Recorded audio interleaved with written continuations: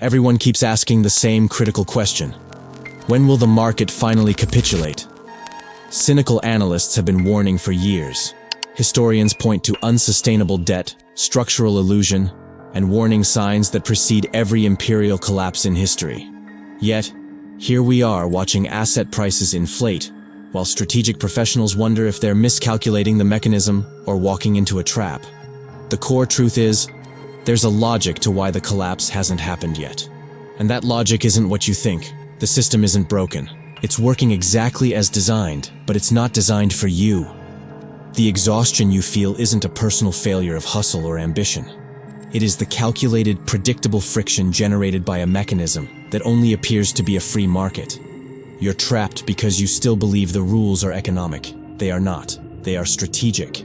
This realization for the exhausted elite is not the beginning of fear.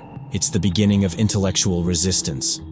What you perceive as market irrationality, record asset prices detached from stagnant wages, is not a bug, but a structural design implemented over decades to ensure wealth concentration while maintaining the illusion of broad prosperity. This is the agenda of the structural antagonist, a coordinated, non-transparent network composed of the Federal Reserve, major Wall Street banks, and Treasury officials. They are the puppet master, controlling the timing, and their most effective tool is the denial of consequence. We must confront the paradox of infinite growth financed by infinite debt. History is not kind to empires that confuse debt issuance with production. It offers a precise logic of collapse that our current system has simply learned to postpone, not avert. Look back to the late Roman Empire. As historian Paul Kennedy meticulously documented in The Rise and Fall of the Great Powers, the collapse was not a sudden invasion. It was an incremental, self-inflicted insolvency, an imperial overstretch financed by the systematic debasement of the currency. The silver content of the Roman denarius was continuously reduced, from nearly pure silver under Augustus to less than 5% by the 3rd century AD. This was the ancient world's version of quantitative easing, printing money to fund ever-expanding military and administrative costs, leading to crippling inflation that decimated the middle-class citizenry and shredded the credit system. The price of an asset, or a loaf of bread, began to reflect policy desperation, not genuine economic value.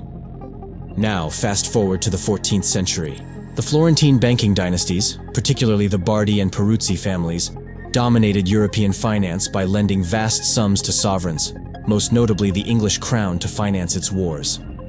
As chronicled in the records of the time, King Edward III's massive debt load became unsustainable, and his sovereign default in the year 1345 AD wiped out the Bardi and Peruzzi banking groups, triggering a systemic collapse across the entire Florentine financial structure. This was a domino effect, a contagion, caused by interbank counterparty risk, not market forces. The central truth remains constant across 1,000 years. When the sovereign's debt burden is simply too large for the financial system to absorb, the default event, whether formal or through debasement, is inevitable. The modern market has not repealed this law. It has simply layered on complexity to obscure who absorbs the final loss.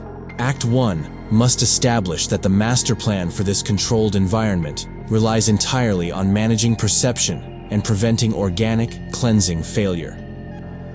The modern analog to the Bardi and Peruzzi collapse is not a default, but a bailout, a direct transfer of risk from the connected few to the unconnected many.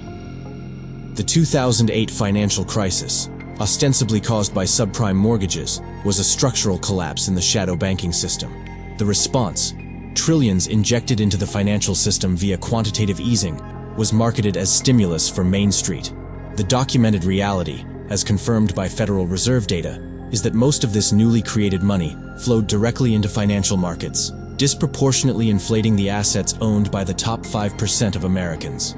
This is the wealth transfer mechanism in its purest form, printing money for those who already hold the appreciating assets.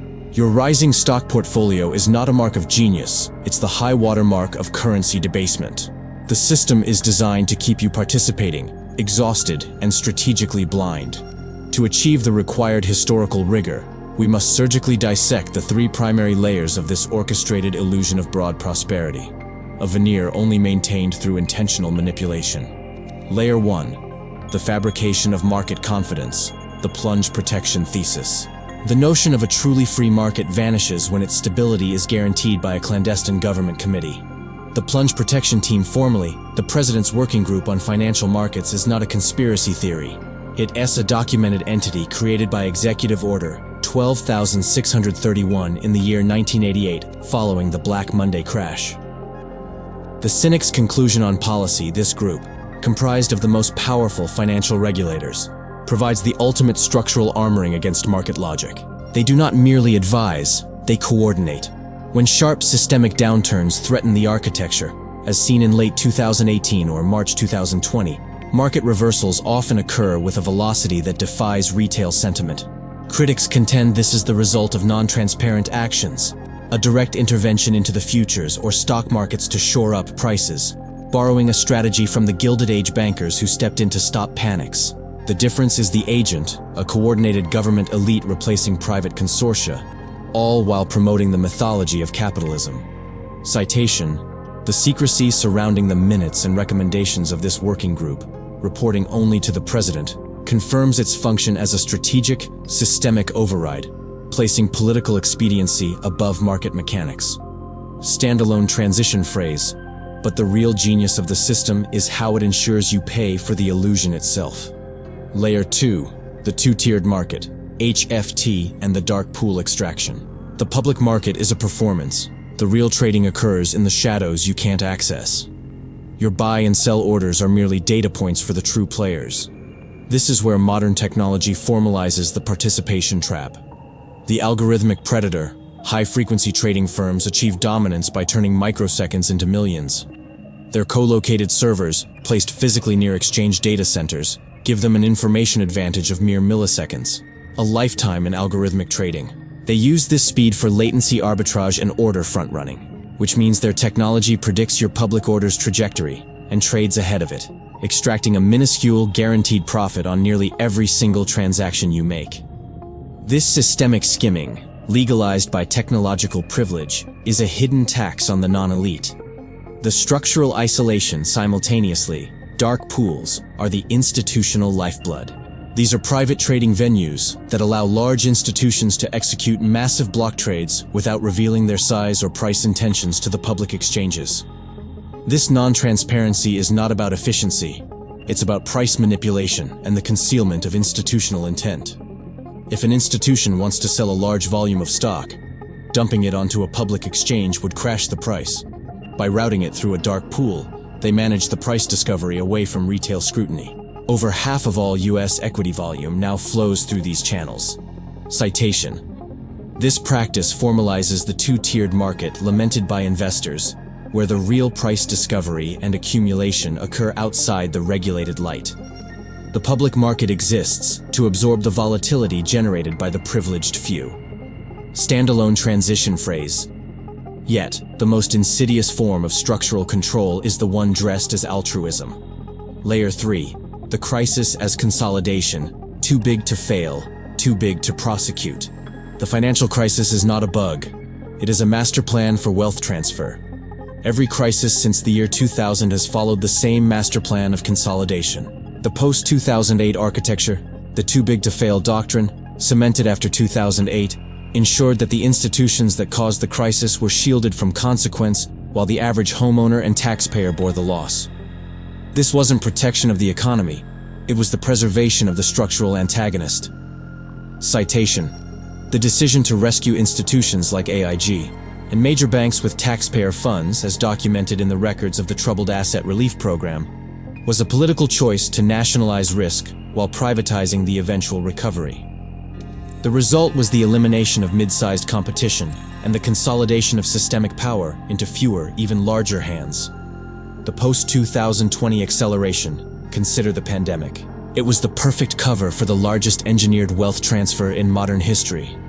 The stimulus packages, while providing minor relief, injected trillions into the financial system that inflated asset prices, benefiting the wealthy who own assets, while inflation eroded the purchasing power of the working professional. Citation: official reports on wealth accumulation during this period confirm this outcome. Billionaires' net worth surged by $1 trillion, while millions of small businesses, The true engines of Main Street were functionally eliminated. The brief crash in March 2020 was a strategic shakeout, allowing the wealthy to buy depressed assets before the central banks guaranteed the subsequent rally.